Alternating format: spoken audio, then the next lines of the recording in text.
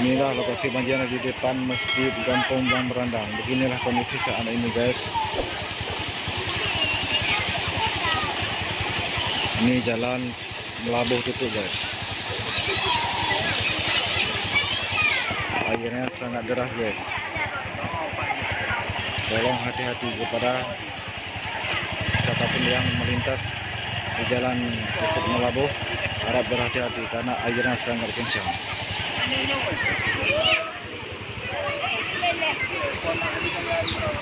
Banjir bandang, guys. Aceh Barat, Johan Pahlawan.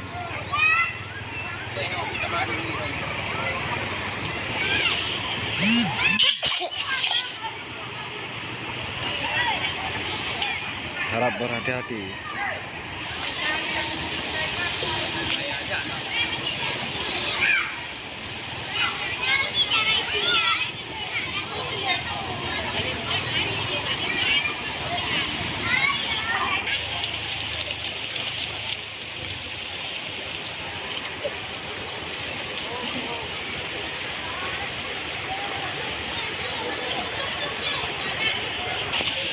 Siapa yang ingin melintas harap berhati-hati karena airnya sangat kencang.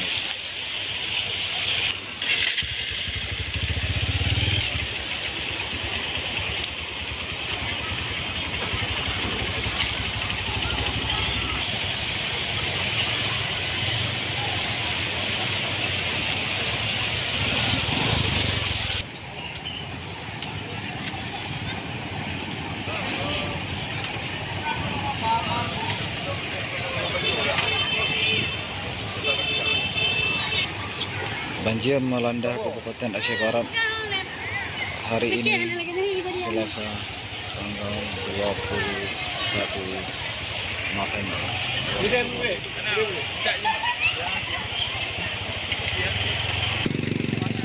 Inilah Masjid Kampung Blang Merandang, guys. Ini air masih mengenang di luar masjid, belum masuk ke dalam masjid.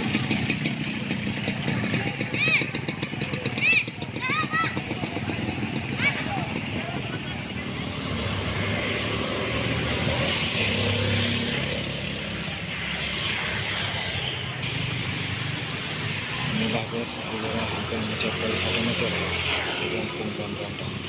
Airnya sekarang sudah mulai masuk ke rumah-rumah warga.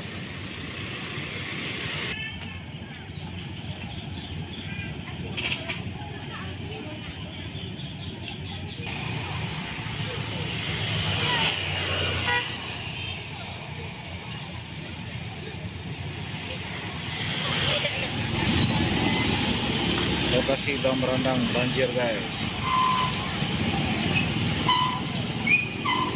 Di depan Masjid Kampung Blang Merandang.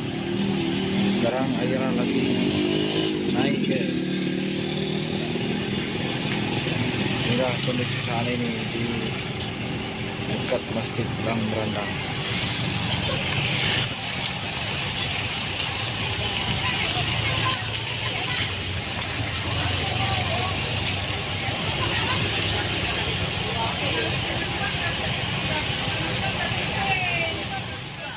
Kondisi jalan Labuh satu ini, tepatnya di desa Batu.